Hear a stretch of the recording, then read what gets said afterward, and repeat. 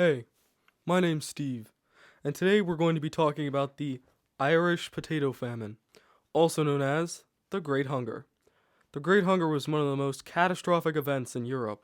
The famine took the lives of over 1.2 million Irish and shipped many Irish to North America. It all started with the potato.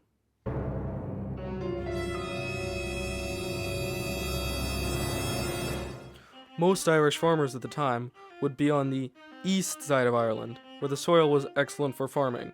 But after the British had forced the Irish over to the west side, it was much harder to farm because the soil wasn't good for farming. The west side had lots of rocky mountains, swamps, and coastal shores, so many farmers couldn't grow anything. Then came the potato. It was high in calories and very simple to grow. Soon, it became a staple for any Irish diet. In 1845, many farmers in Ireland and most of Europe had been experiencing a blight among their potato crops. The potatoes would be smaller in size, slimy, and when cut in half would have a gray, rotten center.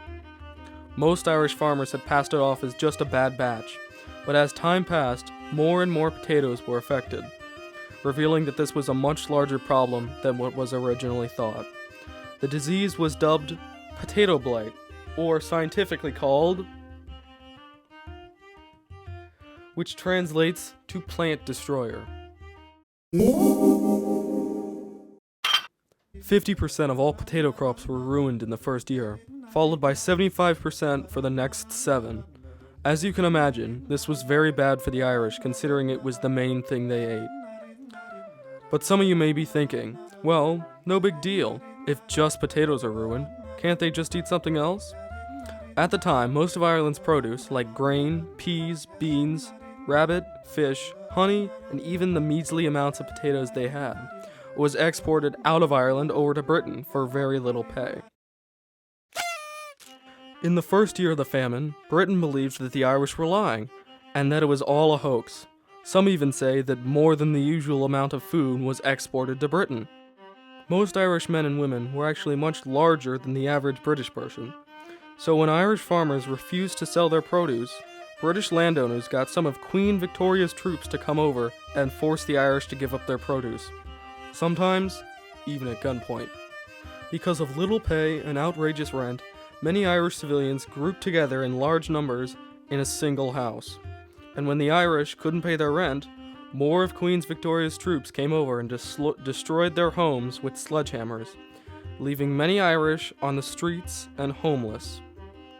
Many Irish even opted to be in workhouses than live on the streets, a place that many say is worse than prison. A workhouse was a place that gave you 2 small meals a day and a place to sleep, but you had to do dull, tedious work and were often beaten and abused. There were so many people trying to get into these workhouses that the people that ran them had to deny any more entries because they were full. The price for stealing food was pretty high. Anyone caught was thrown in a boat and shipped to Australia.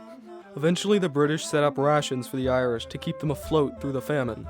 The rations were bags of grain that were shipped over and then put in a coach to be sent over to the cities and towns where they would be distributed. But it was already too late. The rations could only help so many people, and many didn't get anything. Around this time was dubbed Black 47. It was the most catastrophic year in the Great Hunger. It recorded the most deaths and the most homeless. It also came with the invention of the trap coffin. The name is quite self-explanatory. It held a body inside and was placed over the grave, and a trap door at the bottom was used to drop the person down into the grave below, allowing for both the coffin and the grave to be used again. Some very poor Irish towns even had been recorded to have left dead bodies right where they lay because nobody had the strength to move them. Many Irish set up secret societies like the Molly Maguires, the White Boys, and the Ribbon Men. They would rob and kill many rich British landowners, sometimes even holding up the stagecoaches for the wheat and grain. The Religious Society of Friends, also known as Quakers, that originated in Pennsylvania, also tried to help during the famine. they sent a large ship full of supplies and people over to Ireland to put up soup kitchens around Ireland. Quakers also solicited donations from both the rich and the poor. But the soup was provided in small amounts, and very thin, lacking any nutrition. At this time, tickets for a boat ride to North America were a valid option, but the cost was ridiculous. It was about 3 to 5 euros to go over. Now that may not seem like a lot of money, but at the time, that was about the same as $300 to $500 nowadays. It eventually got to the point where it was cheaper for British landowners to pay for the travel over to North America. The ships sent to North America were not designed for transporting people, and were quickly nicknamed coffin ships, because a good chunk of the people staying on the ship would die on them.